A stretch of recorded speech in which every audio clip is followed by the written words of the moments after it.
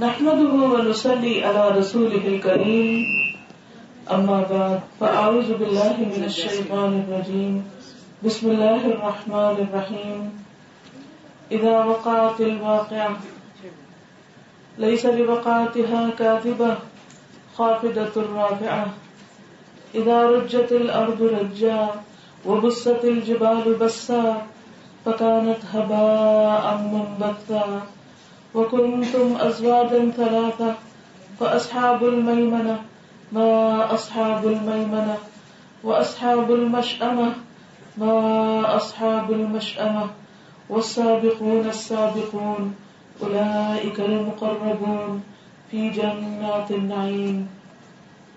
جب وہ ہونے والا واقعہ پیش آ جائے گا، یعنی قیامت کا واقعہ، سور پھونکنے کا واقعہ، لیس لوقعتها کاذبہ، تو اس کے واقع ہونے کو کوئی جھٹلانے والا نہ ہوگا، کوئی اس کا انکار نہیں کرے گا، کیونکہ وہ ایک یونیورسل واقعہ ہوگا، پوری دنیا میں بیک وقت ایک حادثہ ہوگا. عام طور پر جب دنیا میں کوئی ڈیزاسٹر ہوتا ہے تو کسی ایک خاص علاقے میں ہوتا ہے، کوئی زلزلہ آتا ہے یا کوئی طوفان آتا ہے، کوئی سونامی ہوتا ہے، تو وہ ایک پرٹیکولر ایریا میں ہوتا ہے. کبھی ایسا نہیں ہوا کہ پوری زمین پر ایک ہی وقت میں کوئی حادثہ ہو، کوئی ایکسیڈنٹ ہو، کوئی انسیڈنٹ ہو. لیکن قیامت ایک ایسا واقعہ ہے کہ جو پورے گلوب پر بیک وقت، اور صرف زمین نہیں بلکہ ستارے، سیارے، سورج، چاند، جو کچھ بھی ہمارے آس پاس ہے، جو بھی ہمیں دکھتا اور نظر آتا ہے، اس سب پر وہ واقعہ پیش آئے گا. اور جب انسان اس کو دیکھے گا تو کوئی بھی اس کا انکار نہیں کر سکے گا. آج لوگ اس کو بھولے ہوئے ہیں، اس کا انکار کرتے ہیں، اس پر یقین نہیں رکھتے. لیکن حقیقت یہ ہے کہ یوں سمجھو کہ جیسے وہ واقع ہو چکا، جیسے کوئی چیز ہو جاتی ہے، کوئی خبر سامنے آ جاتی ہے تو اس کو کوئی جھٹلا نہیں سکتا. قیامت اتنی ہی سچی بات ہے کہ جیسے وہ آ چکی. کیا ہوگا؟ خافضۃ رافعہ، وہ اوپر نیچے کر دینے والی ہے. جو چیزیں اوپر ہیں ان کو نیچے، اور جو نیچے ان کو اوپر. یعنی اس کے اندر انسانوں کی عزت اور ذلت کا معیار، کسی بھی چیز کے فائدے اور نقصان کا جو کرائیٹیریا ہے وہ بالکل الٹ جائے گا. جن چیزوں کو دنیا میں ہم بہت امپورٹنس دیتے ہیں، جو چیزیں ہمارے لیے بہت ہی زیادہ اعلیٰ مقام کی ہیں، وہ چیزیں اس وقت ہمارے لیے کوئی ویلیو نہیں رکھیں گی، وہ نیچے آ جائیں گی. اور جن چیزوں کو آج ہم چھوٹا سمجھتے ہیں، کرنا نہیں چاہتے، حقیر سمجھتے ہیں، وہ اس دن اوپر آ جائیں گی. جیسے خاص طور پر جنت میں جانے کے وقت وہ لوگ جو دنیا میں غریب ہیں، مسکین ہیں، جو اللہ کی راہ میں ستائے گئے، وہ جنت میں آدھا دن پہلے داخل ہو چکے ہوں گے. حشر کا جو میدان ہے اس کا ایک دن 1000 سال کے برابر ہے، اور بعض روایات میں 50,000 سال کے برابر. تو اگر اس کا آدھا دن بھی کہیں تو 500 سال بنتے ہیں. تو 500 ایئرز پہلے وہ لوگ جنت میں داخل ہو چکے ہوں گے. اور ایک حدیث کے مطابق جب تک باقی لوگ اپنا حساب دے کر جنت میں پہنچیں گے، وہ لوگ 40 سال کا قیلولہ بھی کر چکے ہوں گے. یعنی جنت کی نعمتوں سے فائدہ اٹھا کر آرام بھی کر چکے ہوں گے. کیونکہ نبی صلی اللہ علیہ وسلم نے فرمایا کہ جب انہیں جنت دکھائی گئی تو میں نے جب جنت کے اندر جھانکا تو اس میں اکثریت کو مسکین پایا. یعنی جو دنیا میں مسکین سمجھے جاتے تھے، جن کی دنیا میں کوئی شان و شوکت نہیں تھی، جو دنیا والوں کی نظروں میں حقیر سمجھے جاتے تھے، ان کی جنت میں کثرت تھی بنسبت متکبر لوگوں کے یا اپنے آپ کو بڑی چیز سمجھنے والوں کے. اذا رجت الارض رجا، جب زمین ایک ہی بار ہلا دی جائے گی.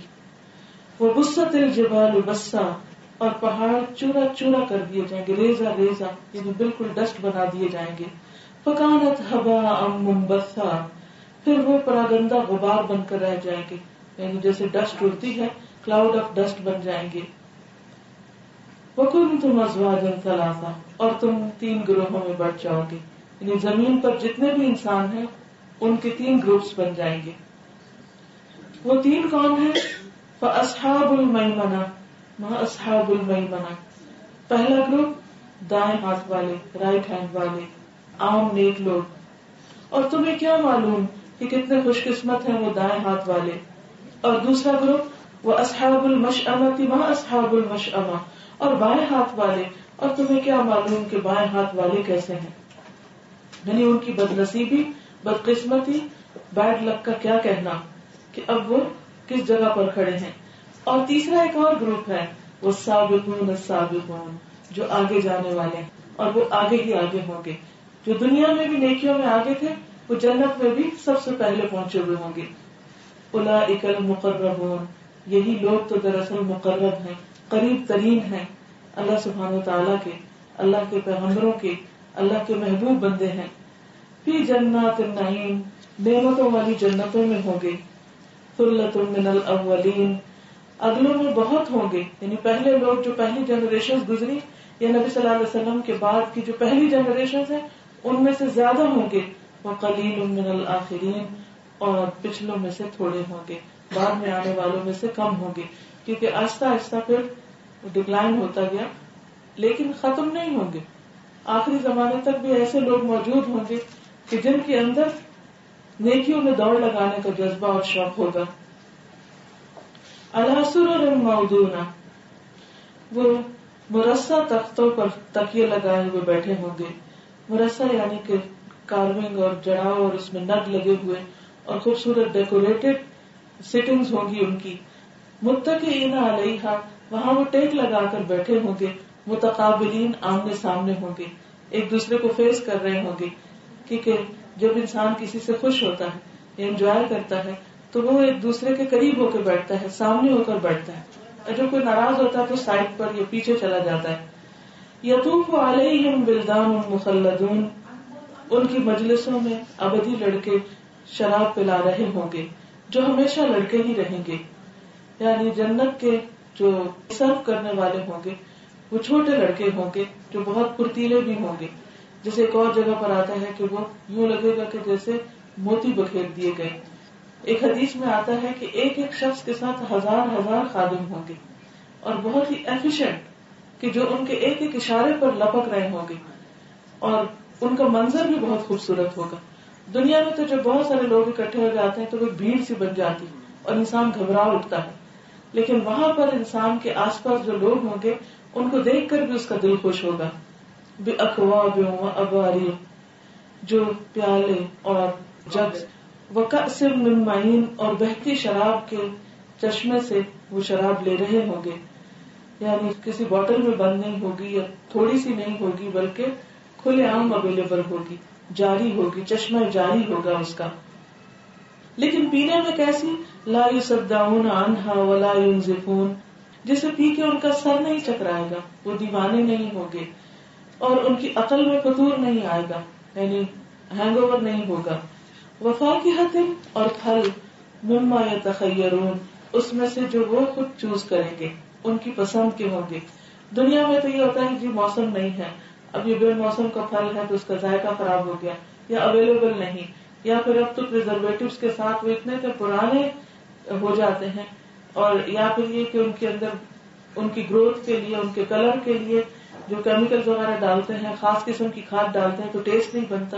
جب ٹیسٹ ہوتا ہے تو بازو کا شیپ اور رنگ نہیں ہوتا، لیکن وہاں پر اعلیٰ کوالٹی کے ہوں گے. وَلَحْمِ طَيْرٍ، پرندوں کے گوشت، مِمَّا يَشْتَهُونَ، اس میں سے جس کی وہ ڈیزائر کریں گے، جس کی وہ خواہش کریں گے، جو ان کی اپنی چوائس کا ہوگا. وَحُورٌ عِین، اور خوبصورت آنکھوں والی عورتیں، کَأَمْثَالِ اللُّؤْلُؤِ الْمَكْنُونِ، جیسے چھپا کے رکھے ہوئے موتی، کیونکہ جو چیز قیمتی ہوتی، خوبصورت ہوتی، اس کو کئی تہوں میں لپیٹ کے سنبھال کے رکھا جاتا ہے. تو جنت کی عورتوں کی بھی خوبصورتی یہی بتائی گئی کہ وہ موتی کی طرح ہوگی، لیکن ایسا موتی جس سے چھپایا گیا ہو، میلا نہ ہو. جزاء بما كانوا يعملون، یہ بدلہ ہے ان کوششوں کا جو وہ کرتے رہے، ان کے اعمال کا بدلہ. جنت کا سودا بہت مہنگا ہے، جنت کے لیے انسان کو محنت کرنے کی ضرورت ہے. تو یہاں سب سے پہلے سابقون کی جزا بتائی گئی.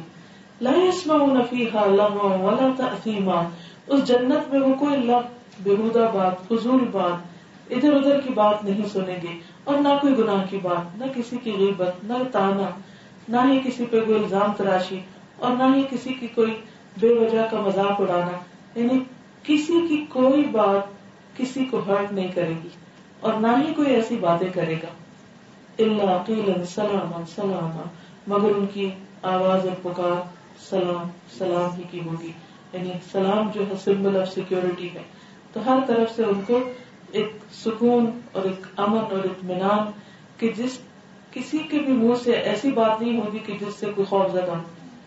دنیا میں آپ دیکھیے کہ ہم نے دنیا کو جنت بنانے کی جب کوشش کی، طرح طرح کی نعمتیں فراہم کر لی، لیکن بعض اوقات آپ کے پاس ہر نعمت ہوتی، ہر نعمت اعلیٰ درجے کی جو دنیا میں میسر ہو سکے، لیکن آپ لوگوں کی زبانوں کو بند نہیں کر سکتے. آپ اکثر اس بات سے ڈرے رہتے ہیں کہ پتہ نہیں کس وقت کون مجھے کیا کہہ دے. اسی لیے ہر ایج میں لوگوں کا خوف بہت ہوتا ہے، پیئر پریشر جس کو کہتے ہیں. اور بعض اوقات ساری نعمتیں اس وجہ سے ختم ہو کے رہ جاتی ہیں، ساری خوشیاں ختم ہو کے رہ جاتی کہ ایک شخص دوسرے کو ایسی بات کہہ جاتا ہے کہ جس کا زخم وہ مدتوں اپنے سینے میں لیے پھرتا ہے، جس کی کسک، جس کی درد، جس کی تکلیف، جس کے اندر کی جو بے چینی ہے اور اضطراب ہے وہ ختم نہیں ہوتا. جو ہی وہ شخص سامنے آتا ہے وہ پرانی سب باتیں یاد آنے لگتی.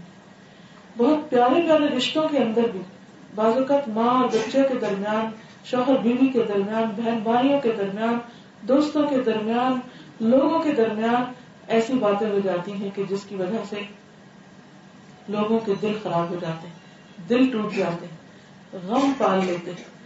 اسی لیے ساری نعمتوں کی ٹاپ پر جو رکھی نعمت وہ کیا ہے کہ جنت میں کسی کی سما خراشی نہیں ہوگی، کسی کے لیے بھی کوئی سننے کو بری بات نہیں ملے گی.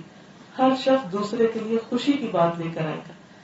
اور اس میں آپ دیکھیے کہ جب آپ کسی سے ملتے ہیں، کیونکہ حدیث میں آتا ہے کہ کچھ لوگ خیر کی کنجی ہوتے ہیں، خیر کی کیل ہوتے ہیں، وہ جہاں بھی جاتے ہیں وہ خوشیاں پھیلا کے بکھیر کے آتے ہیں. ان سے لوگوں کو خیر کی بات سننے کو ملتی، ان کے زبان سے دوسروں کے لیے خیر کی دعائیں اور بھلائی نکلتی، وہ دوسروں کے لیے فائدہ مند ہوتے ہیں. اور کچھ لوگ شر کی کنجیاں ہوتے ہیں، وہ جہاں جاتے ہیں فساد پھیلا کے آتے ہیں، جہاں جاتے ہیں لڑائی جھگڑے ڈال کے آتے ہیں، جہاں جاتے ہیں دوسروں کے لیے پریشانی کا باعث بنتے ہیں. تو اس لیے جنت کی خوبصورتی اس میں ہے کہ اس میں کسی قسم کی کوئی فضول بات بھی نہیں ہوگی، اور نہ ہی وہاں کوئی گناہ کی بات ہوگی، نہ جھوٹ، نہ دھوکہ، نہ فریب، نہ غیبت، نہ چغلی، کوئی ایسی چیز نہیں کہ جس سے دوسروں کو پریشانی ہو. اسی لیے آپ دیکھیے کہ اللہ تعالیٰ نے وہ بستی جو بسائی ہے اس کی بیسک ریکوائرمنٹ یہ ہے کہ دنیا میں اس کی ٹریننگ کی جائے، اپنی زبان کو فضول باتوں سے روکا جائے، اور اپنی زبان سے ایسے تمام لفظ نکال دیے جائے، مائنس کر دیے جائیں جو دوسروں کو تکلیف دینے والے ہوں. It's just choice of words. صرف یہ ہوتا ہے کہ انسان نیگیٹو ورڈز کی بجائے پازیٹو یوز کرنا شروع کر دے. جو چیز کسی کو تکلیف دیتی ہو یا کوئی چڑھتا ہو اس بات سے، اس بات کو روک لیا جائے، اپنے تک روک لیا جائے. کیونکہ جب آپ اس کو اپنے تک روک لیتے ہیں تو وہ صرف آپ کے دل کی حد تک کچھ تکلیف دیتی، یعنی ایک بندے کو تکلیف ہوتی. لیکن جب آپ اس کو کھول دیتے ہیں تو ایسے جیسے آپ نے تیر پھینک دیا، اور وہ صرف آپ تک نہیں، وہ دوسرے کے لیے بھی تکلیف دہ بن جائے گا، اور پھر جواباً ہو سکتا ہے کہ وہ بھی حملہ کرے، اور پھر بات بڑھ جاتی، اور اس طرح بہت ساری محبتیں انسان کو بیٹھتا ہے. اس لیے جنت میں جو بسائے جائیں گے لوگ، ان کے لیے خاص طور پر یہ شرط رکھی گئی کہ ان کی زبان اچھی. آپ سے پوچھا گیا کہ سب سے زیادہ جنت میں لے جانے والی چیز کیا ہے، اور بات تقوی میں اللہ کا ڈر، حسن اخلاق، اچھا اخلاق. اور سب سے زیادہ جہنم میں لے جانے والی چیز انسان کی زبان اور شرم کا، کہ انسان ان کے اوپر کنٹرول نہیں کرتا. ایک مرتبہ صلی اللہ علیہ وسلم نے فرمایا کہ زبان سے لفظ نکلیں گے اس پر بھی پوچھ ہوگی، ان کی وجہ سے بھی ان کی شامت آئے گی. تو حضرت معاذ کہنے لگے کہ اچھا جو ہم بولتے ہیں اس پر بھی پکڑ ہے. یعنی عام طور پہ تو ہم سمجھتے ہیں کہ نیکی یا بدی کیا ہے کہ ہم کوئی اچھے اچھے کام کریں تو وہ لکھے جائیں، لیکن بولنا تو بولنا ہے، ہم کچھ بھی بول دیتے ہیں. تو آپ نے فرمایا کہ معاذ تمہاری ماں تمہیں روئے. پیار سے ان کو ڈانٹا کہ کیا لوگوں کو جہنم میں ان کی زبان کی کھیتیوں کے علاوہ بھی کوئی چیز لے جائے گی.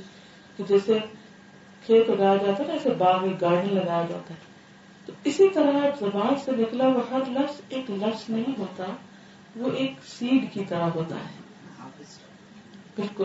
اور وہ پھر جب وہ کسی کے دل پہ جا کے لگتا ہے، یا وہاں خوشیوں کے پھول اگتے ہیں یا وہاں کانٹے بکھر جاتے ہیں، یا وہ اس کو جا کے ایسا ہٹ کرتا ہے کہ توڑ کے رکھ دیتا ہے. اور پھر بعض اوقات سامنے اور بعض اوقات پیچھے. یہ جو پیچھے کی باتیں ہوتی ہیں یہ بھی وہ وہاں نہیں رہتی جہاں کی جاتی، وہ ٹریول کرتی کرتی ساتھ ان سے کچھ اور مل جاتا ہے، وہ کہاں سے کہاں پہنچ جاتی. تو اس لیے زبان سے نکلی ہوئی باتوں کو ہارویسٹ سے تشبیہ دی کہ جس طرح یعنی کہ بظاہر تو لفظ منہ سے نکلتا ہے تو کوئی اس کا وجود نہیں ہوتا، لیکن اپنے اثر کے اعتبار سے وہ لوگوں کے دلوں، ان کے مزاج، ان کے اخلاق، ان کی آخرت پر اثر ڈالتا ہے. پھر اصحاب الیمین کے بارے میں فرمایا، وہ اصحاب الیمین اور دائیں بازو والے عام نیک لوگ، صالح لوگ. یہ پہلے تو ہائی کلاس کی بات کی تھی، ایلیٹ کی بات کی گئی، جو جنت کی ایلیٹ ہوگی، سب سے آگے ہوگی، ان کو کیا ملے گا. اور دوسری طرف اصحاب الیمین عام نیک لوگ. وہ اصحاب الیمین، ان اصحاب الیمین کے ساتھ، دائیں بازو والوں کے ساتھ جن کی نیکیوں کا پلہ بھاری ہوگا میزان میں، ان کے ساتھ کیا سلوک ہوگا؟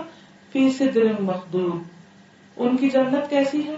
اس میں بغیر کانٹوں کے بیلیاں ہیں، بیلیوں کے درخت ہیں، اور طے برطے چڑھے ہوئے کیلوں، وطلح ممدود وظل ممدود، اور دور تک پھیلے ہوئے سائے، وماء مسکوب، اور ہر دم رواں پانی، یعنی کہ وہ بہتا ہی چلا آ رہا ہوگا.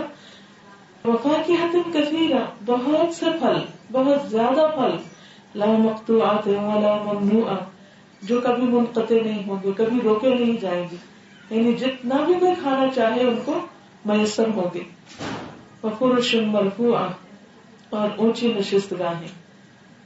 انا انشأناہن انشاء، ان کی بیویوں کو ہم خاص طور پر نئے سرے سے پیدا کریں گے. یعنی دنیا میں ظاہر ہے کہ ایک عورت اپنے وقت کے ساتھ ساتھ جب بچے پیدا کرتی ہے، دودھ پلاتی ہے، عمر گزر جاتی، پیریڈز ختم ہو جاتے، تو اس کی جوانی، اس کا حسن آہستہ آہستہ مان پڑنے لگتا ہے، بڑھاپا آ جاتا ہے. جیسے ایک عورت نے حضور صلی اللہ علیہ وسلم سے پوچھا جو بوڑھیاں تھی، کیا بوڑھی عورتیں جنت میں جائیں گی؟ تو آپ نے فرمایا بوڑھی عورتیں نہیں جائیں. تو بہت رونے لگی. تو آپ نے فرمایا کہ ان کو جوان کر کے بھیجا جائے گا، یعنی دوبارہ سے پیدا کیا جائے گا کہ انشاء نئے سرے سے پیدا ہوں گی. فجعلناہن ابکارا، اور ہم انہیں باکرہ بنا دیں گے، یعنی ایسے جیسے کبھی ان کی شادی بھی نہ ہوئی ہو. عربا اترابا، اپنے شوہروں کی عاشق، اور عمر میں ہم سے، یعنی ایک جیسی عمر کے، کیونکہ عمر میں بہت فرق جب ہوتا ہے تو بعض وقت مزاج سمجھ میں نہیں آتا ایک دوسرے کے کہ کس کی ایج کے کیا تقاضے، لیکن جب ایک جیسی ایج ہوتی ہے تو ایک دوسرے کو سمجھنا، انڈرسٹینڈنگ آسان ہوتی ہے. لأصحاب الیمین، یہ دائیں بازو والوں کے لیے ہے. ثلۃ من الاولین، وہ اگلوں میں سے بھی بہت ہوں گے. وثلۃ من الآخرین، پچھلوں میں سے بھی بہت ہوں گے. واصحاب الشمال، اور بائیں بازو والے، یعنی جن کی نیکیاں کم ہوں گی اور برائیاں زیادہ ہوں گی. ما اصحاب الشمال، یہ بائیں بازو والے کون ہیں؟ فی سموم و حمیم، وہ لو کی لپٹ اور کھولتے ہوئے پانی میں ہوں گے. یعنی ان کے اوپر حشر کے دن ہی جس دن اٹھائے جائیں گے تو ان کو سمجھ آ جائے گا کہ ان کے ساتھ کیا معاملہ ہوگا. اور جب جہنم میں جائیں گے تو ان کے اوپر آگ اور پینے کے لیے بوائلنگ واٹر اور کالے دھوئیں کے سائے میں ہوں گے. یعنی جہنم کے اندر جو گندگی ہوگی اور جو جل جل کے اس کا دھواں اوپر آ رہا ہوگا وہی چھاؤں ہوگی، اس کے علاوہ کوئی درخت نہیں ہوگا، کوئی چھاؤں نہیں ہوگی. جیسے ہم دیکھو جو کچرا جلایا جاتا ہے تو اس سے کیسی اسمیل آتی ہے اور وہ دھواں بھی کتنا گندا ہوتا ہے. تو جہنم میں جو لوگ جا رہے ہوں گے ان کے جسموں کے اندر سے جو دھواں نکلے گا اور جو پیپ کی گندگی اور بو ہوگی وہ ساری کی ساری اکٹھی ہو جائے گی. وظل من یحموم لا بارد ولا کریم، جو نہ ٹھنڈا ہوگا نہ آرام دہ ہوگا. انہم کانوا قبل ذلک مترفین، یہ وہ لوگ ہوں گے جو اس انجام کو پہنچنے سے پہلے خوشحال تھے، دنیا میں بہت خوش تھے، دنیا میں بہت مگن تھے، انہوں نے اپنا سب کچھ دنیا ہی کو سمجھ رکھا تھا. وَكَانُوا يُصِرُّونَ عَلَى الْحِنْثِ الْعَظِيمِ، اور وہ بڑے گناہ پر اصرار کرتے تھے، یعنی ان کو پتا تھا کہ بڑے بڑے گناہ کون سے. بڑے گناہ کیا ہے؟ مثلا اللہ تعالیٰ کے ساتھ شرک کرنا، جادو کرنا، ماں باپ کی نافرمانی کرنا، والدین کی نافرمانی، شراب پینا، جوا کھیلنا، سود کھانا، زنا کرنا، یہ سب بڑے گناہوں میں سے. اسی طرح جھوٹ بولنا اور غیبت، چغلی، بہتان لگانا کسی کے اوپر، یہ ساری چیزیں بڑے گناہوں میں آتی ہیں. چوری، یہ بھی بڑے گناہوں میں. اب ایک یہ ہے کہ انسان ہے، انسانوں سے ہی غلطیاں ہوتی ہیں. غلطی ہوئی اور انسان کو شدید ندامت ہوئی اور وہ اللہ سے ڈرتا رہا اور اس نے توبہ کر لی اور اس کا کفارہ کیا. لیکن کچھ لوگ جان بوجھ کر بھی، انہیں پتا ہے کہ یہ بڑا گناہ ہے، بری چیز ہے، پھر بھی کرتے چلے جاتے ہیں اور اس سے باز نہیں آتے، اس سے رکتے نہیں ہیں. تو جہنم میں جانے والے اصحاب الشمال، ان کی وہاں جانے کی وجہ یہ ہے کہ وہ برائی کو چھوڑتے نہیں تھے، پتہ چل جانے کے باوجود بھی اس پہ جمے رہتے تھے. اب آپ دیکھیے کہ بہت سارے لوگ کہتے ہیں اچھا اللہ غفور رحیم ہے، کیا وہ اس بات پہ پکڑے گا؟ لیکن کتنے لوگوں کو پتا ہے کہ ماں باپ کو ستانا جو ہے وہ بری بات ہے، اس کے باوجود لوگ ماں باپ کی عزت نہیں کرتے، قدر نہیں کرتے، رسپیکٹ نہیں کرتے اور ان کو تکلیف دیتے ہیں کسی بھی چیز سے. اسی طرح کس کو نہیں پتا جادو کرنا کفر ہے. آپ دیکھیے کہ کتنے لوگ بغیر کسی وجہ کے دوسروں کے اوپر حسد کر کے ان کے ساتھ کوئی ایسے کام کرتے ہیں. پاکستان میں میرا ریڈیو چینل پہ ایک پروگرام چلتا ہے، تو بس شروع کے پہلے ہی سپارے میں جادو کے اوپر آیات آتی ہے، تو اس میں کافی ڈیٹیل سے میں نے اس کو ایکسپلین کیا. تو آج ہی وہاں سے فیڈ بیک دے رہی تھی کہ کسی طرح ان کی جو فیڈ بیک آتی ہے مختلف لوگ فون کر کے بتاتے ہیں. تو کسی نے بتایا کہ مجھے تو آج تک پتہ ہی نہیں تھا کہ یہ اس میں کوئی برائی بھی، کہ میں عامل ہوں اور لوگ آتے ہیں میرے پاس اور میں ان کے لیے عمل کرتا ہوں. اب پتہ کیسے چلے کون سا عمل جادو؟ تو اس میں آپ دیکھیے کہ جہاں گریں لگتی ہیں نا، جس بھی کلام چاہے قرآن پڑھ کے گریں لگائی جا رہی تو یہ جادو میں شمار ہو جاتا ہے.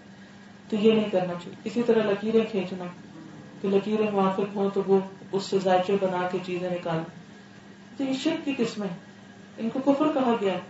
لیکن اور یہ کبیرہ گناہوں میں سے. تو بعض لوگوں کو تو پتہ ہی نہیں ہوتا کہ یہ بہت بڑا گناہ ہے، اور بعض لوگ یہ ہے کہ وہ پتہ چل جانے کے باوجود اسے کیے چلے جاتے ہیں.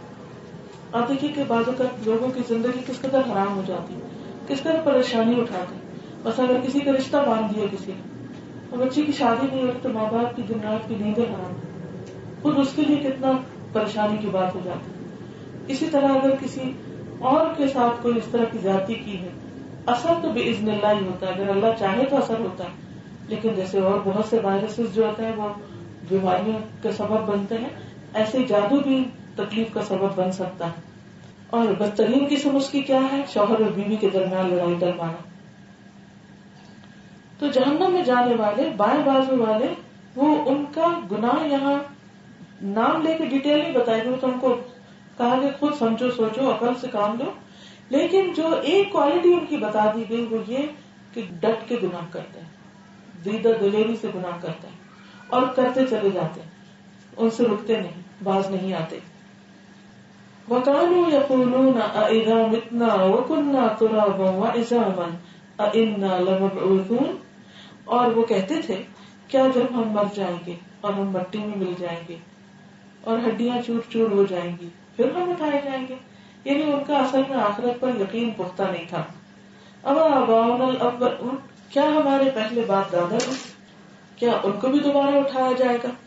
قل ان الاولین والآخرین، کہہ دیجئے کہ پہلے اور بعد کے، لمجموعون، سب کو جمع کر لیا جائے گا. آج ہی میں دن کو سوچ رہی تھی کہ دنیا میں کتنے لوگ آئے ہیں اور کتنے گئے. اگر ہم دیکھیں کہ ہم کتنے لوگوں کو جانتے ہیں، زیادہ سے زیادہ میکسیمم، جو کسی کی شادی ہوتی ہے بچوں میں سے کچھ تو سب کی لسٹ لے کے بیٹھتے ہیں، اچھا کس کس کو بلانے. میکسیمم کتنے لوگ ہوتے ہیں؟ 1000، 2000، 5000، 10,000، 20,000. لیکن ہم اگر ایک پشت آگے جائیں، بس ہم اپنی دادی کو جانتے ہیں، مگر میری دادی کی دادی کون تھی پتہ ہی نہیں، نام بھی نہیں آتا، جانتے ہی نہیں، کبھی جاننے کی کوشش بھی نہیں کی ہم نے. لیکن قیامت کے دن ساری نسلیں ہی کھڑی ہوں گی، سب کے سب ایک جگہ پر اکٹھے ہوں گے. اِلَىٰ مِیقَاتِ یَوْمٍ مَّعْلُومٍ، اس دن جس کا وقت سب کو معلوم ہے. یعنی اپوائنٹڈ ٹائم پہ سب پہنچ جائیں گے وہاں، کوئی بھی پیچھے نہیں رہے گا. ثم انکم ایھا الضالون المکذبون، پھر اے گمراہوں اور جھٹلانے والوں، کیا ہوگا تمہارے ساتھ؟ لآکلون من شجر من زقوم، کہ تم زقوم کے درخت سے کھانے والے ہو. فمالئون منہ البطون، پھر تم اس سے پیٹ بھرنے والے ہو. زقوم انتہائی کڑوا درخت ہے، کڑوا پودا ہے، کڑوی سبزی کہہ لیجیے. کریلے کبھی بنانے ہو تو کتنا ان کو طریقے نکالتے ہیں کہ اس کی کڑواہٹ ختم ہو جائے، لیکن وہ ایسا ہوگا کہ بس انسان کو جلا کے رکھ دے گا. لیکن اس کے ساتھ بھوک اتنی ہوگی کہ لوگ اس کو بھی کھا جائیں، انتہائی بد مزہ غذا، وہ بھی کھا جائیں گے. فشاربون علیہ من الحمیم، پھر اس پر ابلتا پانی پیئیں گے کیونکہ وہ ٹھنڈا پانی تو ہوگا ہی نہیں. فشاربون شرب الہیم، پھر پیاسے اونٹ کی طرح پی جائیں گے اس کو. یعنی اتنی گرمی اور اتنی آگ اور اتنی شدت کی تکلیف ہوگی کہ اسی کو ہی پینا ہوگا، اور اس کے علاوہ کوئی دوسرا ڈرنک وہاں نہیں ہوگا جو ان کو ٹھنڈک دے. ھذا نزلھم یوم الدین، یہ ان کا بدلہ ہے جزا سزا کے دن، یعنی قیامت کے دن ان کو یہ بدلہ ملے گا. نحن خلقناکم فلولا تصدقون، ہم نے تم کو پیدا کیا ہے، تم تصدیق کیوں نہیں کرتے، اس کو سچ کیوں نہیں مانتے کہ ہم تمہارے رب ہیں، خالق ہیں. افرأیتم ما تمنون، کیا کبھی تم نے غور کیا کہ جو نطفہ تم ڈالتے ہو، انتم تخلقونہ، کیا تم اس سے انسان بناتے ہو، ام نحن الخالقون، یا ہم خالق ہیں. یعنی خالق کون ہے، پیدا کرنے والا کون ہے، ہمارا رب کون ہے.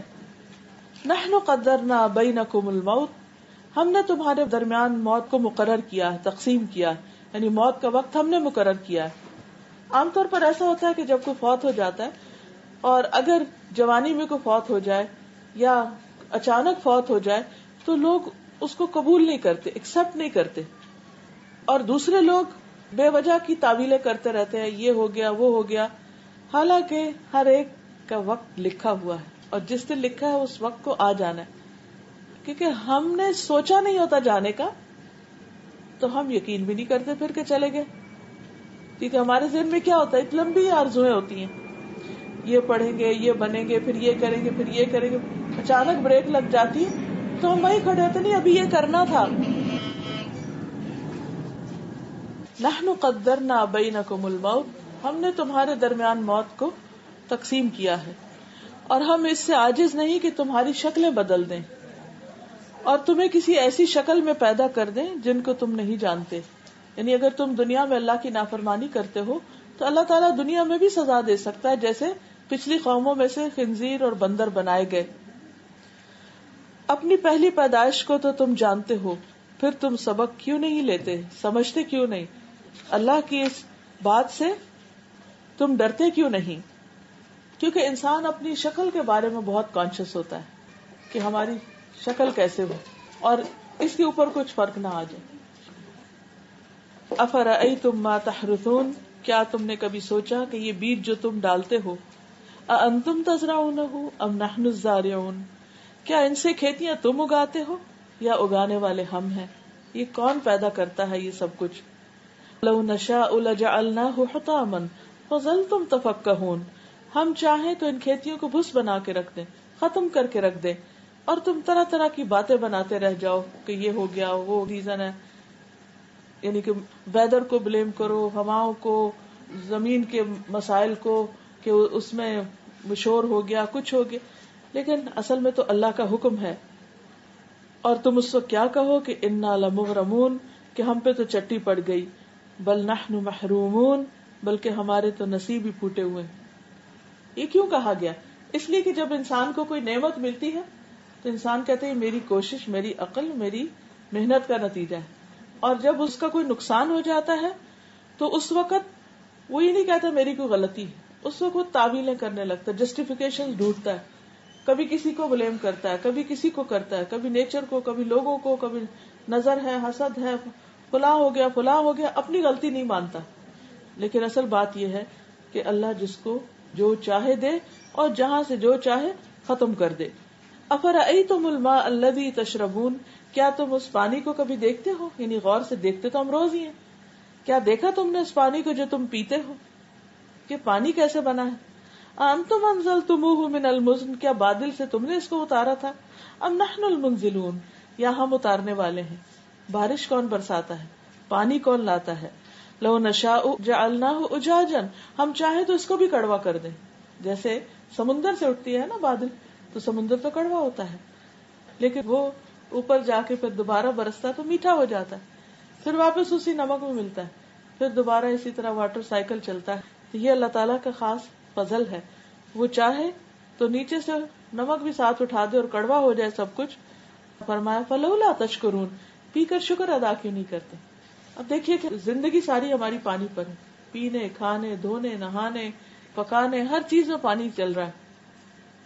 اپنے آپ سے آنےسٹلی پوچھیں کہ ہم کیا واقعی روز جب پانی پی کے رکھتے تو الحمدللہ کہتے، یا نہا کے نکلتے تو کہتے ہیں کہ الحمدللہ شکر ہے پانی ہے، گرم ہے، آسانی سے ہمیں مل رہا ہے.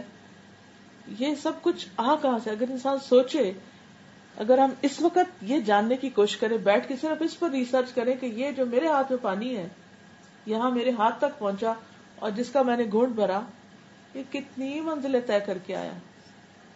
یہ کبھی ایک سمندر میں تھا، وہاں سے یہ اٹھا بادل میں گیا، وہاں سے یہ برسا زمین پہ آیا، زمین پر پھر یہ کسی جگہ پر جمع ہوا، وہاں سے یہ پھر اٹھایا گیا، پھر اس کو صاف کیا گیا، پھر بوتلوں میں بھرا گیا، پھر گھروں میں پہنچا، جب میرے ہاتھ میں آیا. اتنی سفر طے کر کے ایک پانی کہاں سے کہاں پہنچا، اور میں پی کر اس کا شکر بھی ادا نہ کروں جس نے اس کو بنایا اور بھیجا میرے لیے. تو یہ اللہ تعالیٰ بندوں سے کیا چاہتے ہیں؟ اللہ تعالیٰ یہ نہیں چاہتے کہ جو نعمتیں اس نے بنائی ہیں اس کو استعمال نہ کرے، وہ تو ہم کو کرنی ہے، لیکن جب استعمال کرے تو پھر شکر ادا کرے، پھر تھینک فل ہو اللہ کے، اور بندوں میں سے بھی جو مدد کرے اس کے بھی شکر گزار ہوں. افرأیتم النار التی تورون، کیا تم نے دیکھا جو آگ تم جلاتے ہو، یا الیکٹریسٹی آج کل جسے ہوتی ہے، انتم انشأتم شجرتها، کیا تم نے اس کا درخت اگایا؟ کیونکہ اس زمانے میں گرین درختوں سے بھی آگ نکلتی تھی، کیونکہ عربوں کے ہاں تو الیکٹریسٹی نہیں تھی، اور آگ جلانے کے لیے ماچس کے کارخانے تو بعد میں لگے ہیں، پہلے تو لوگ نیچرل وے سے آگ جلاتے تھے. فرمایا کہ یہ آگ تم جلاتے ہو، اگر وہ پتھروں کو بھی رگڑ کے چکماک سے بھی آگ جلاتے تو اس پتھر کے اندر کس نے وہ قوت رکھی کہ جو آگ نکالتی؟ یا وہ جو درخت افار اور مرخ کے ہوتے تھے کہ جن کی ٹہنیوں کو ایک دوسرے سے ٹکراتے تو اس میں سے آگ نکلنے لگتی، حالانکہ گرین درخت. تو یہ سب کچھ کس نے تمہارے لیے کیا؟ انتم انشأتم شجرتها ام نحن المنشئون، کیا اس درخت کے پیدا کرنے والے تم ہو یا ہم نے پیدا کیا؟ نحن جعلناها تذکرة ومتاعا للمقوین، ہم نے اس کو یاد دہانی کا ذریعہ بنایا ہے کہ اللہ کی نعمت کو دیکھ کر لوگ اللہ کو یاد کریں، اور حاجت مندوں کے لیے زندگی کا سامان بنایا ہے کہ لوگ اپنی ضرورتیں پوری کریں. فسبح باسم ربک العظیم، پس اے نبی اپنے رب عظیم کے نام کی تسبیح کرو. گویا بندوں پر اللہ کا حق یہ ہے کہ ان ساری نعمتوں کو استعمال کر کے اللہ کا شکر ادا کریں اور اللہ کی پاکی بیان کریں، اللہ کی تسبیح کریں. فلا اقسم بمواقع النجوم، پس نہیں میں قسم کھاتا ہوں تاروں کے مواقع کی، جہاں جہاں تارے گرتے ہیں. اور اگر تم سمجھو تو یہ بہت بڑی قسم ہے کہ یہ ایک بلند پایا قرآن ہے، کہ جیسے تم تاروں کا گرنا آنکھوں سے دیکھتے ہو، اسی طرح اللہ نے وحی کا بھی انتظام کر رکھا ہے جو تم نہیں دیکھتے. اوپر سے بارش کے علاوہ جو نوٹسبل چیز ہوتی ہے وہ ستارے. تو اس کے فوراً بعد فرمایا کہ یہ قرآن بھی وحی سے آیا ہے، اللہ ہی کی طرف سے، ایک محفوظ کتاب میں ثبت ہے، یعنی لوح محفوظ میں لکھا ہوا ہے، جسے مطہرین کے سوا کوئی نہیں چھو سکتا، یعنی وہ فرشتے اس کے اوپر ڈیوٹی ہے جن کی، وہی اس کو ہاتھ لگا سکتے ہیں اوریجنل کاپی کو، باقی کوئی وہاں تک پہنچ ہی نہیں سکتا کہ کچھ مٹا دے، اور وہ فرشتے انتہائی آنےسٹ ہیں. تنزیل من رب العالمین، رب العالمین کی طرف سے نازل ہوا ہے. افبہذا الحدیث انتم مدہنون، کیا تم اس کلام کے ساتھ بے اتنائی برتتے ہو، اس کی کیئر نہیں کرتے، اس کی طرف نہیں آتے، اس کو پیچھے رکھا ہوا. حقیقت یہ ہے کہ آپ دیکھیں، ہم سب اپنے دلوں میں جھانک کر دیکھیں اور آنےسٹی کے ساتھ اپنے آپ سے پوچھیں، کیا واقعی ہم نے قرآن کو اتنا سیریسلی لیا جتنا ہم دنیا کی کسی بھی ایک ڈگری کو لیتے ہیں؟ بے شمار باتیں، اور ان سب باتوں کے اوپر تم اتنی دلچسپی لیتے ہو، اور بہت سے لوگ اس کی کوٹیشن، اس کی سینگ، اس کا فرمان، اس کا کال، اس کی بات، پھر جب ہم آپس میں بھی بیٹھتے ہیں تو لوگوں کی باتوں میں ان کو کوٹ کر رہے تھے، اس نے یہ کہا، اس نے یہ کہا، میں نے یہ کہا. بچہ شروع ہوتا ہے بولنا تو ہم اتنی دفعہ تکرار کرتے ہیں، بچے نے ابا کہہ دیا، اماں کہہ دیا، یہ کہہ دیا، وہ کہہ دیا. تو فرمایا کہ یہ سب انسانوں کی باتیں ہیں، ایک اللہ کی بات بھی ہے، یعنی کلام ہے اللہ کا قرآن. تو کیا تم اس قرآن کے ساتھ بے رخی برتو گے، اس کو پیچھے کرو گے، اس کی طرف توجہ نہیں دو گے، اس کے ساتھ دلچسپی نہیں ہے تمہاری، اس پہ آ کے تم سست ہو جاتے ہو، اس کے لیے تمہاری قوتیں ختم ہو جاتی ہیں، اس کے لیے تمہارے پاس وہ امپورٹنس نہیں ہے. وَتَجْعَلُونَ رِزْقَكُمْ أَنَّكُمْ تُكَذِّبُونَ، اور اس میں تم نے اپنا حصہ یہ بنا رکھا کہ تم جھٹلا دیتے، یعنی جو بات تمہیں پسند نہیں آتی رائٹ اوے انکار کر دیتے ہو. فَلَوْلَا إِذَا بَلَغَتِ الْحُلْقُومَ، لیکن یہ سب کب تک ہوگا، کیوں نہیں جب جان حلق کو پہنچ جائے گی، یعنی ایک دن تم پھر واپس آؤ گے.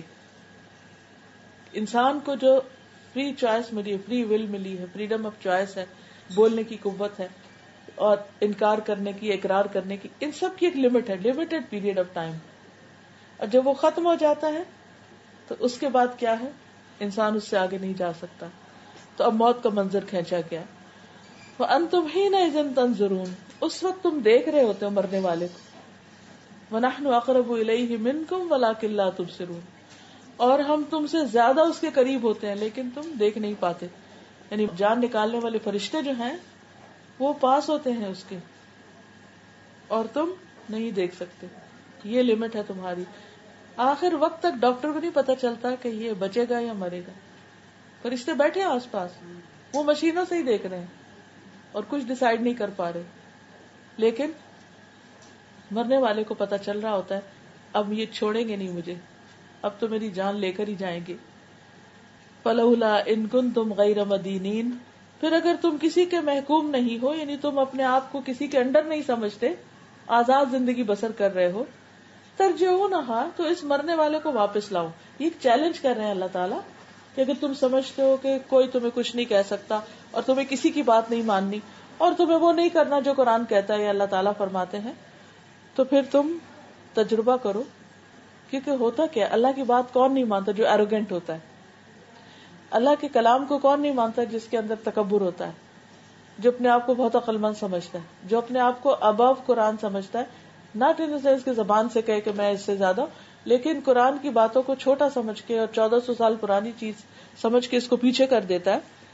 تو اللہ تعالیٰ کہتے ہیں کہ اگر تم واقعی بہت بڑی چیز ہو تو مرنے والے کو واپس کر کے دکھاؤ. کیونکہ بہت سی بیماریوں پر قابو پایا جا سکا لیکن موت پہ کوئی بھی کنٹرول نہیں.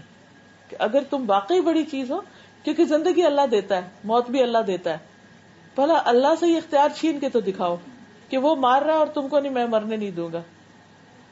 نہیں، اگر اس نے نہیں زندگی دینی تو تم اس کو زندہ نہیں رکھ سکتے. یہاں انسان کی بے بسی بتائی گئی ہے کہ انسان کی لمٹس کیا ہے، کہاں تک ہے اس کی پاور کی لمٹ، کہاں تک ہے اس کے اکڑنے کی لمٹ، کہاں تک ہے اس کے انکار کی لمٹ. اس کے بعد تو اس کو سرنڈر کرنا ہی کرنا ہے. اب تینوں گروہوں کا انجام بھی بتا دیا گیا، شروع میں بھی بتایا، آخر میں پھر. فَأَمَّا إِن كَانَ مِنَ الْمُقَرَّبِينَ، پھر اگر وہ مقربین میں سے ہے، سابقون السابقون میں سے ہے، آگے جانے والوں میں سے، فَرَوْحٌ وَرَيْحَانٌ وَجَنَّتُ نَعِيمٍ، تو اس کے لیے راحت ہے اور عمدہ رزق ہے اور نعمت بھری جنت ہے.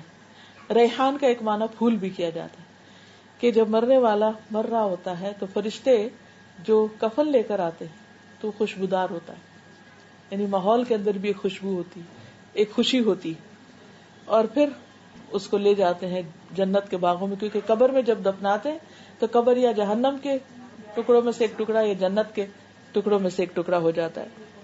وَأَمَّا إِن كَانَ مِنْ أَصْحَابِ الْيَمِينَ، پھر اگر وہ دائیں ہاتھ والوں میں سے ہوتا ہے، فَسَلَامٌ لَكَ، تو وہاں پھول نہیں آتے، خوشبو نہیں آتی، بس سلام آتا ہے کہ سلامتی ہو، تم پر بچ گئے ہو. وَأَمَّا إِن كَانَ مِنَ الْمُكَذِّبِينَ الضَّالِّينَ، اور اگر وہ جھٹلانے والے گمراہ لوگوں میں سے ہو تو پھر معاملہ بالکل مختلف. فَنُزُلٌ مِّنْ حَمِيمٍ، تو اس کی تواضع کھولتے ہوئے پانی سے کی جاتی ہے. وَتَصْلِيَةُ جَحِيمٍ، اور جہنم میں جھونکا جاتا ہے. إِنَّ هَذَا لَهُوَ حَقُّ الْيَقِينِ، یہ بالکل یقینی سچی بات ہے، حق ہے. فسبح باسم ربک العظیم، پس اے نبی صلی اللہ علیہ وسلم اپنے رب عظیم کے نام کی تسبیح کرو، یعنی سبحان ربی العظیم کہا کرو، کیونکہ اصل بات یہ ہے کہ بندہ اپنے رب کی عظمت کو پہچانے، اس کی بڑائی کو مانے، اپنے آپ کو بندہ سمجھے، سرونٹ آف اللہ، اور سمجھے کہ کسی بھی بندے کی جتنی اس کے اندر عاجزی زیادہ ہوگی، بندوں کے لیے بھی اور اللہ کے لیے، اللہ کے ہاں اس کا گریڈ اتنا ہی اونچا ہوتا جائے گا. یہ ایک عجیب بات ہے نا. اس کے باوجود ہم اکڑنا اور بڑا بن کے رہنا پسند کرتے، جبکہ جو ہمبلنس ہے اور اللہ کے آگے جو جھکنا ہے، سجدہ کرنا ہے، ناک زمین پہ لگانا ہے، پیٹھ چکانا ہے، سب کچھ یہ دراصل انسان کے رتبے ایلیویٹ کرتے جاتے. یعنی اگر آپ اونچے ہوں گے تو آپ کا گریڈ نیچے ہوتا جائے گا، اور اگر آپ نیچے ہوتے ہیں تو گریڈ اوپر ہو جائے گا. تو یہ یہاں پر اللہ کی تسبیح بیان کرنے کے لیے کہا گیا ہے کہ جب انسان ایسی کوئی بات سنے تو سبحان اللہ پڑھے، کیونکہ سب کچھ بنانے والا وہ اور سب کا انجام بھی اسی کی طرف. اس لیے انسان کبھی بھی اس سوچ اور اس خیال سے غافل ہو کے اس کو بھول کے اپنی زندگی نہ گزارے. یہ دراصل ایک ریمائنڈر تھا میرے اپنے لیے بھی اور آپ سب کے لیے بھی، کیونکہ ہر انسان کے اندر خیر ہے لیکن ہمارے اندر شر بھی ہوتا ہے. فَأَلْهَمَهَا فُجُورَهَا وَتَقْوَاهَا. اگر ہم ایسے ماحول میں رہیں گے، ایسے چیز پڑھتے رہیں گے، کرتے رہیں گے کہ جس سے ہمارا خیر بڑھے، جیسے قرآن کی مجلس میں ہوتے یا قرآن پڑھتے تو خیر پھوٹنے لگتا ہے انسان کے اندر سے، تو وہ اس کی خوش قسمتی کی علامت ہے. اور اگر برے ماحول میں رہیں گے، بری کمپنی میں ہوں گے، دنیا ہی کی باتیں کرتے رہیں گے، تو وہ جو دوسرا طرف ہے وہ بڑی ہونے لگتی ہے. تب جب ایک لمٹ ہے نا، ایک بڑا ہوگا تو دوسرا خود ہی چھوٹا ہو جائے گا. لیکن اگر شر زیادہ ہونے لگا تو نیکی سکڑ کے رہ جائے گی. اب ہم سب کو خود فیصلہ کرنا ہے کہ ہم نے اپنی کس چیز کو زیادہ آگے لے کے جانا ہے. اور اس کے لیے یہاں اتنا کلیئرلی بتا دیا گیا کہ نیک لوگ دو طرح کے ہیں، ایک ہیں ٹاپ کلاس لوگ اور ایک ہیں لوور لیول پہ. دنیا میں ہم کیا چاہتے ہیں؟ دنیا کے اعتبار سے دی بیسٹ، ایکسیلنٹ. آخرت کے اعتبار سے بھی اگر ہم بیسٹ چاہیں گے تو بیسٹ ایفرٹس بھی لگانی پڑے گی. یعنی دنیا میں جو جتنی اعلیٰ درجے کی چیز خریدنا ہوتی ہے اتنی اس کی پرائس زیادہ ہوتی. سیم وے اگر جنت کا اعلیٰ ترین گریڈ چاہیے تو پھر بڑی بڑی قربانیاں کرنی پڑے گی، بڑے گناہوں کو چھوڑنا پڑے گا، اور اپنی ذات میں اور اس کے ساتھ ساتھ دین کی خدمت میں بڑی قربانیاں کرنی پڑیں گی. اور جن لوگوں نے کی انہوں نے دنیا میں ہی خوشخبریاں پالی. جیسے ایک مرتبہ نبی صلی اللہ علیہ وسلم نے پوچھا کہ آج کس نے روزہ رکھا ہے، تو حضرت ابوبکر نے ہاتھ کھڑا کیا.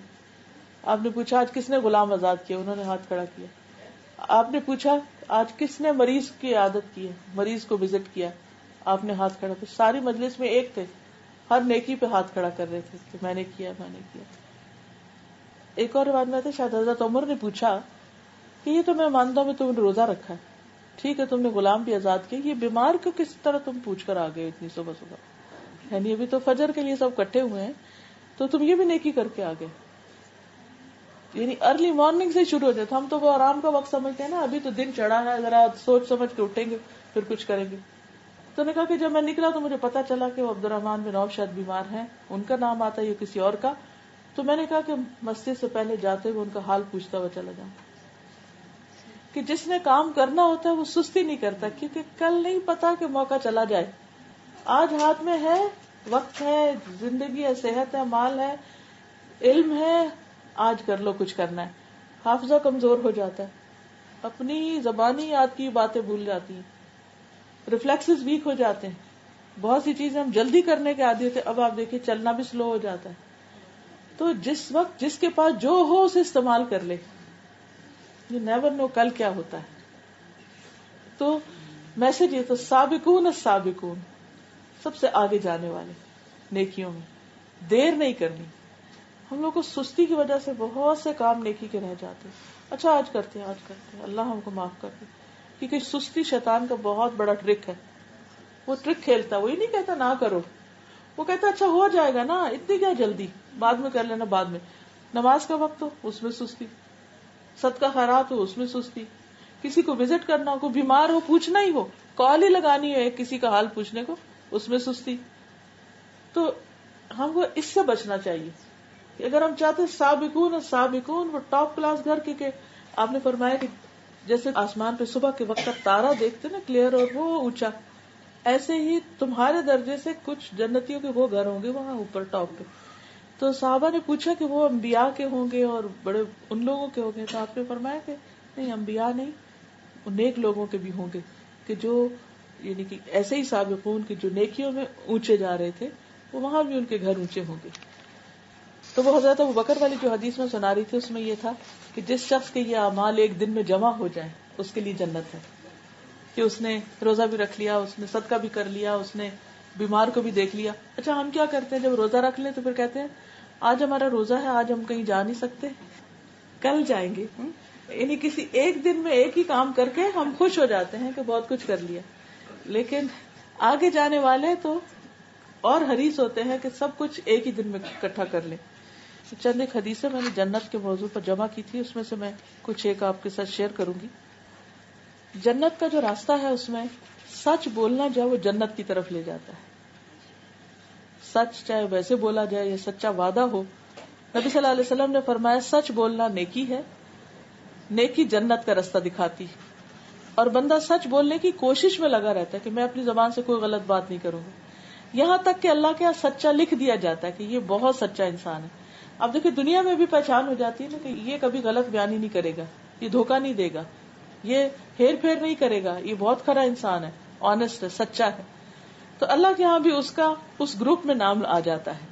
اب دیکھیے کہ ہم دنیا میں بعض اوقات ہوتا ہے نا کہ اچھا فلاں میں ہمارا نام آ جائے, تو اس وقت کیا ایکسائٹمنٹ ہوتی ہے, کتنی خوشی ہوتی ہے کہ جب ہم اپنے پسندیدہ کلاس یا لوگ یا کمپنی یا جو بھی ہم کرنا چاہیں وہاں ہم پہنچ جائیں.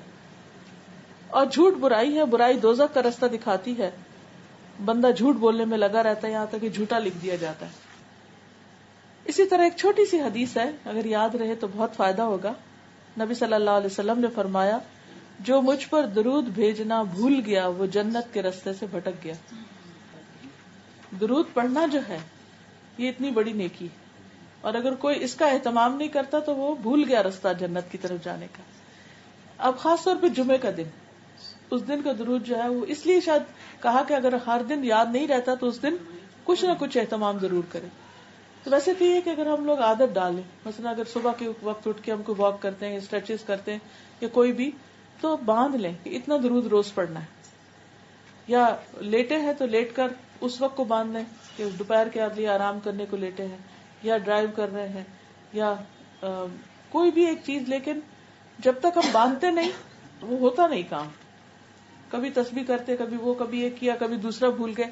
تو اس لیے بہت ضروری ہے کہ جو چیزیں جنت کی طرف لے جانے والی ہیں ان کا خاص اہتمام کیا جائے. اس میں خاص طور پر شرک سے بچنا, نبی صلی اللہ علیہ وسلم کی اطاعت کرنا. حضرت جابر کہتے ہیں کہ ہم مکہ میں 10 سال ٹھہرے, نبی صلی اللہ علیہ وسلم 10 سال ٹھہرے. ہم نے کہا اللہ کے رسول صلی اللہ علیہ وسلم کیا ہم آپ کی بیعت کریں؟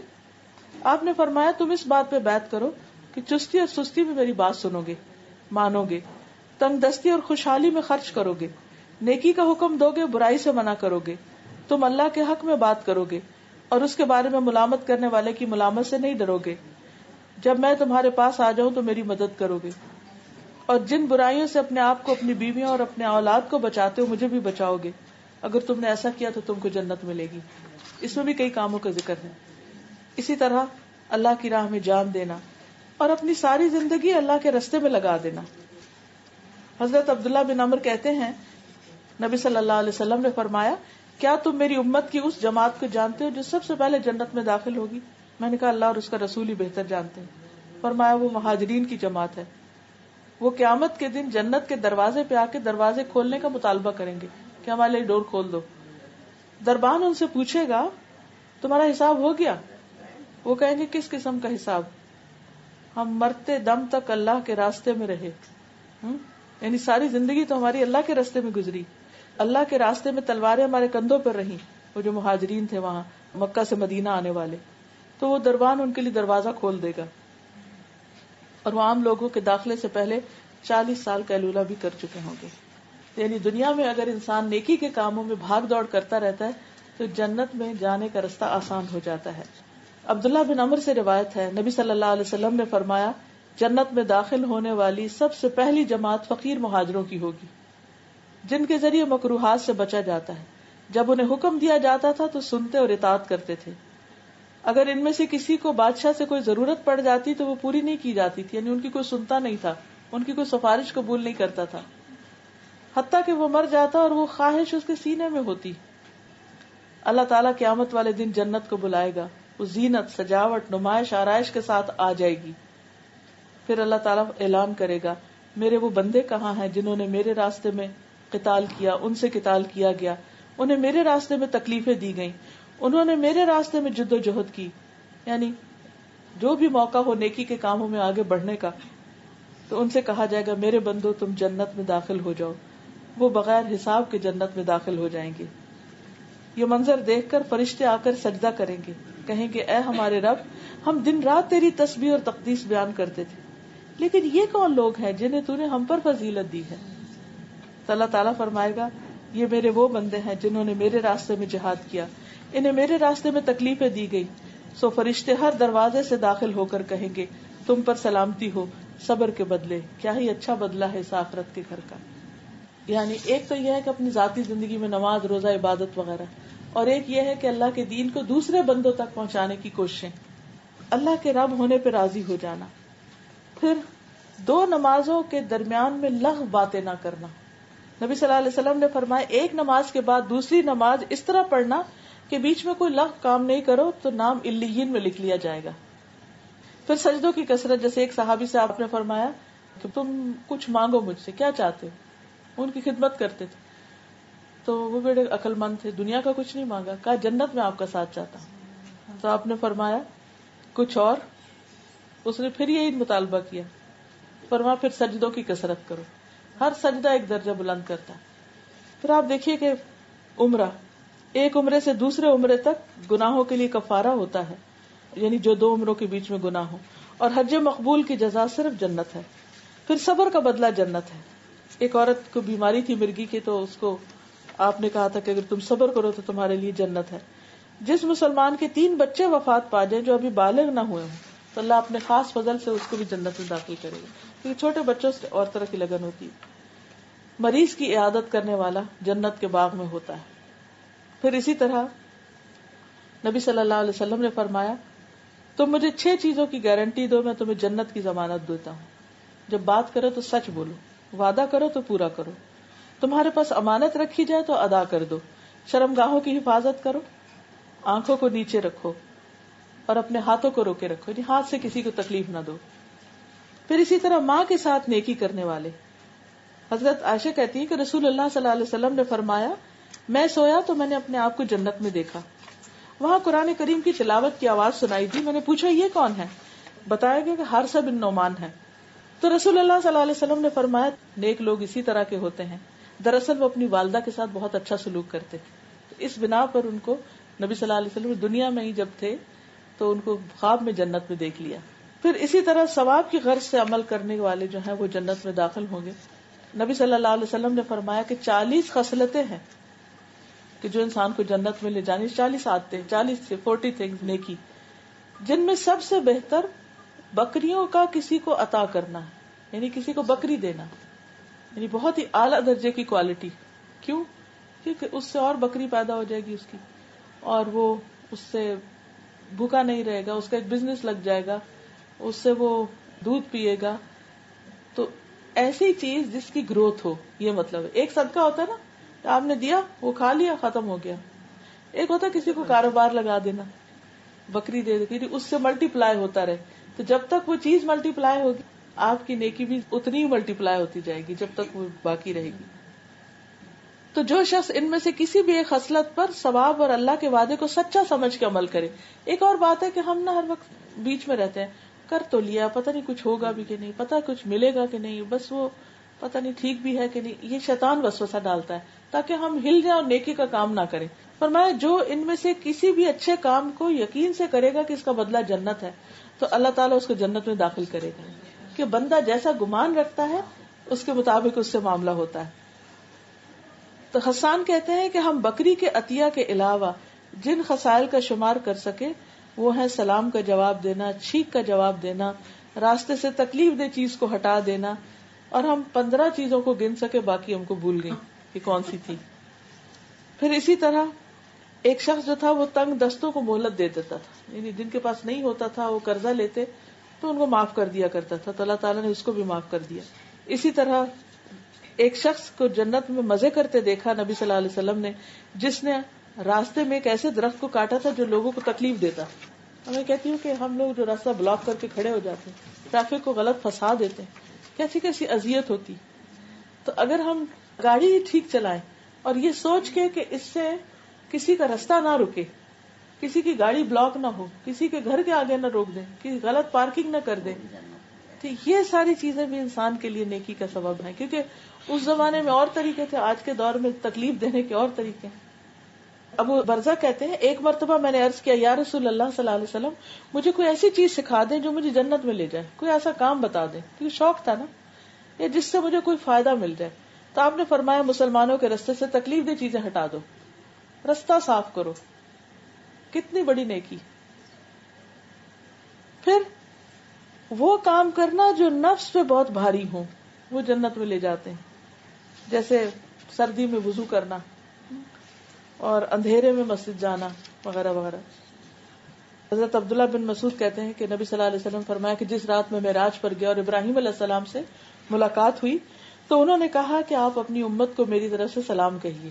حضرت ابراہیم کو جب ملے اور انہیں بتائیے کہ جنت کی مٹی بہت پاکیزہ اور بہت عمدہ ہے، بہت ہی اچھی، اس کا پانی میٹھا ہے، لیکن جنت ایک چٹیل میدان ہے، بس ایک پلین جگہ ہے. سبحان اللہ، الحمدللہ، لا الہ الا اللہ، اللہ اکبر کہنا، وہاں درخت لگانا ہے. لا حول ولا قوت الا باللہ جنت کا خزانہ ہے. یعنی آپ یوں سمجھو کہ جتنی دفعہ لا حول ولا قوت الا باللہ پڑھیں گے اتنا خزانہ بھرتا جائے گا، بھرتا جائے گا، بھرتا جائے گا. یعنی ایسے سمجھے کہ جیسے ہر دفعہ آپ نے اپنے بینک میں جا کے کچھ جمع کرا دیا، ہر روز ٹرانزیکشن. حالانکہ کیا مشکل ہے.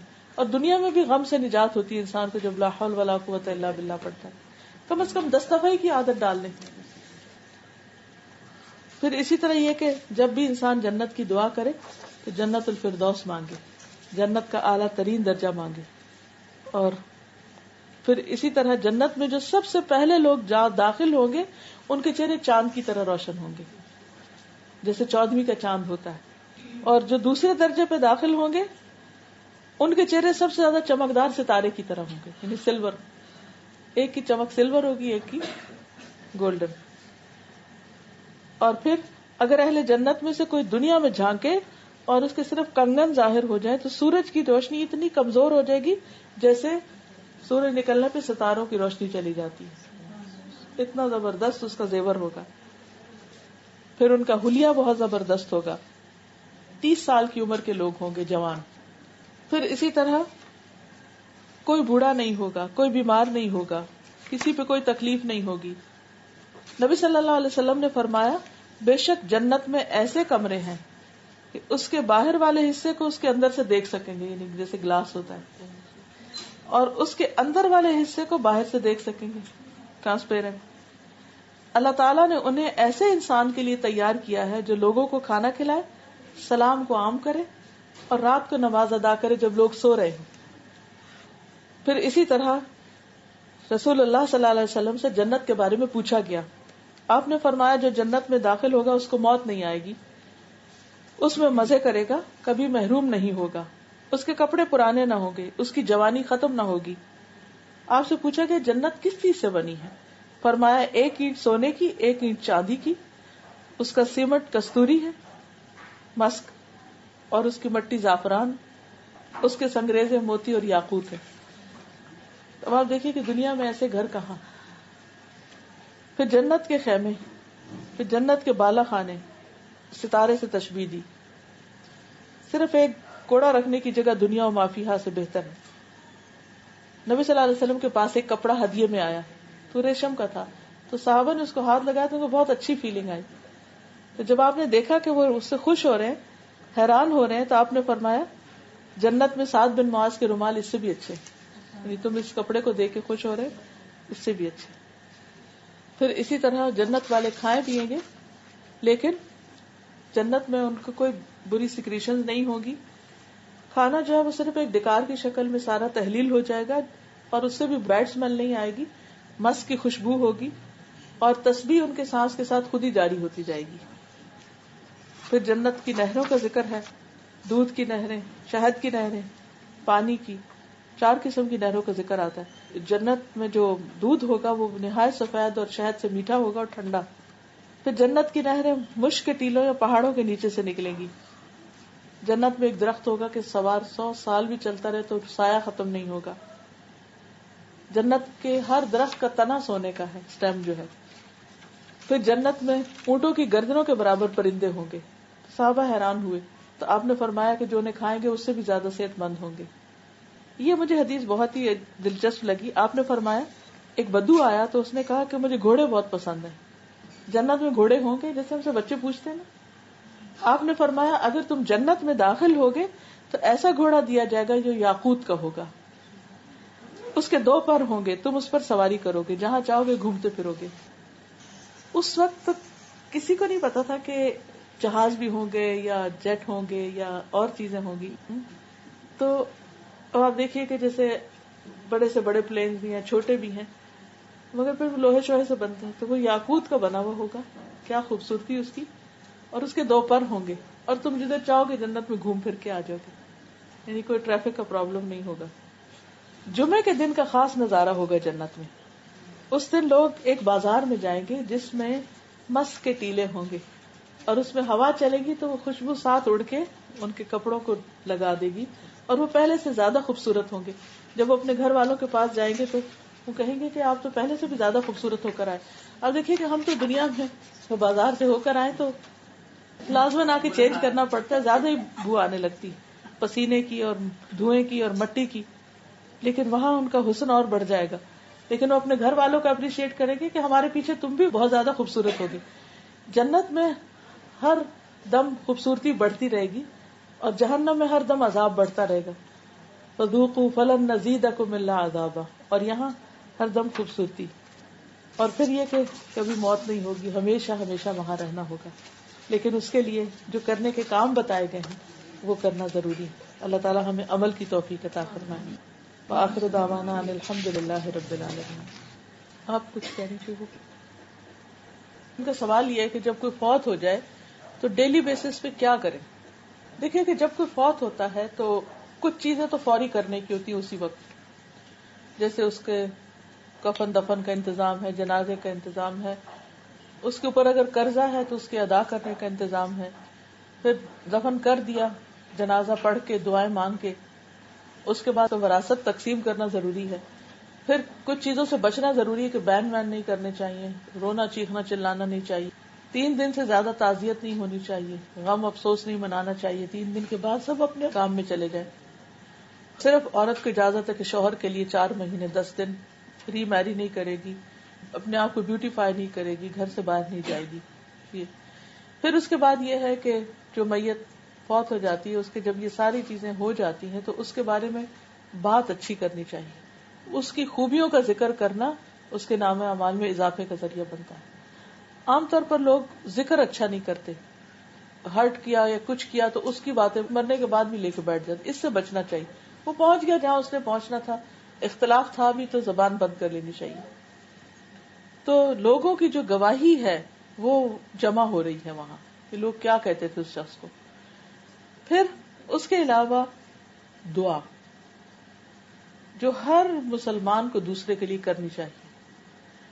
رشتہ دار بھی اپنے مرنے والوں کے لیے دعا کریں، اور عام مسلمانوں پہ بھی حق ہے کہ وہ مرنے والوں کے لیے بخشش کی دعا کریں.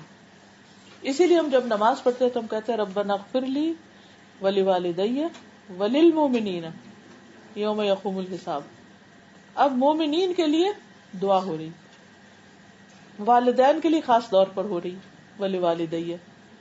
اب اگر ہم اپنے بچوں کو نماز سکھا دیں، بعد میں بھول بھی جاتے ہیں، دعا نہیں بھی کرتے، تو ہر روز کر رہے ہیں، اور اگر ان کی نماز اچھی ہے تو ان دعاؤں کی وجہ سے والدین کی بخشش کا سامان پہنچتا رہتا ہے. اب بعض اوقات والدین نہیں، بچے فوت ہو جاتے ہیں یا بہن بھائی فوت ہو جاتے ہیں، اب کیا کریں ان کے لیے؟ ان کے لیے بھی نمبر 1 تو دعا ہے. نمبر 2 یہ ہے کہ ان کے لیے کچھ صدقہ کر دیں ان کی طرف کہ اس کا ثواب ان کو پہنچے.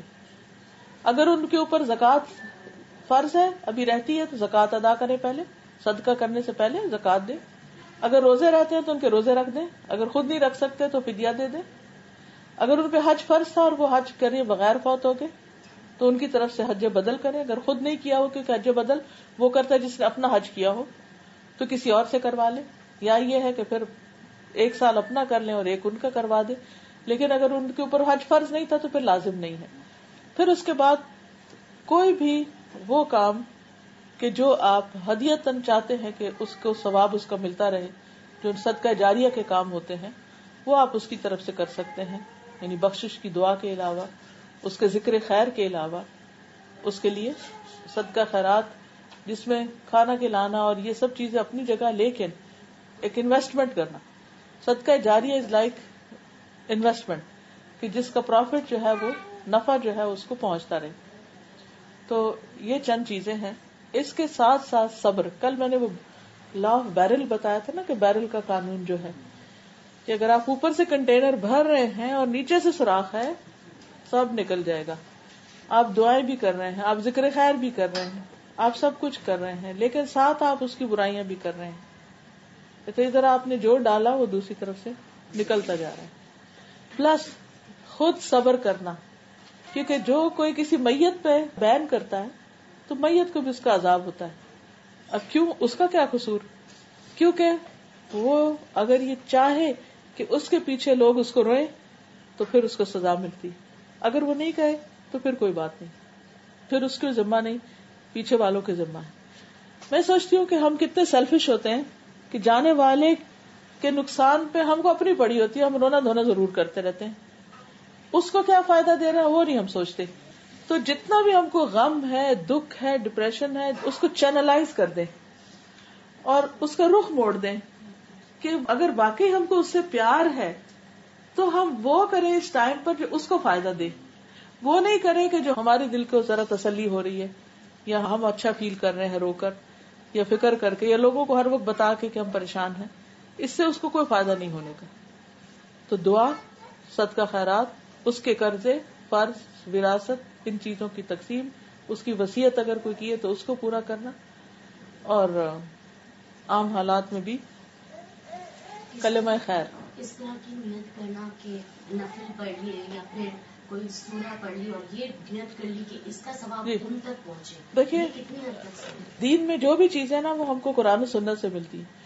روزوں کا ذکر ملتا ہے، زکوٰۃ کا ملتا ہے، صدقے کا ملتا ہے، دعا کا ملتا ہے، حج کا ملتا ہے، عمرہ کا، لیکن نہیں ملتا تو نماز کا نہیں ملتا اور قرآن پڑھنے کا. کیونکہ یہ کام تو ہر بندے کو خود اپنے لیے کرنا چاہیے. کوئی آپ کی نماز نہیں پڑھ کے دے سکتا ہے ہی نہیں. کوئی اس کے اوپر ایک بھی روایت نہیں ہے کہ کوئی کسی کو نماز پڑھ کے دے دے. جو پڑھتے ہیں وہ کیا ہے، 2 نفل پڑھ کے دعا کر لیں، کیونکہ نماز کے ساتھ انسان کو صبر آتا ہے. وَاسْتَعِينُوا بِالصَّبْرِ وَالصَّلَاةِ، مدد مانگو صبر اور صلاۃ کے ذریعے. تو جب ہم نماز پڑھتے ہیں اور اس کے بعد دعا کرتے کہ اللہ ہم کو صبر دے اور جانے والے کی بخشش کر دے تو وہ درست ہے. اگر کوئی گزر گیا ہو اور انہوں نے ہمارے ساتھ کچھ غلط کیا ہو اور بار بار وہ خیال آتا رہے تو اس کو دور کرنے کا کیا طریقہ ہے؟ دعا پڑھا کرے اللہم اغفر لی وَلَهُ، اللہ مجھے بھی معاف کر دے اور اس کو بھی معاف.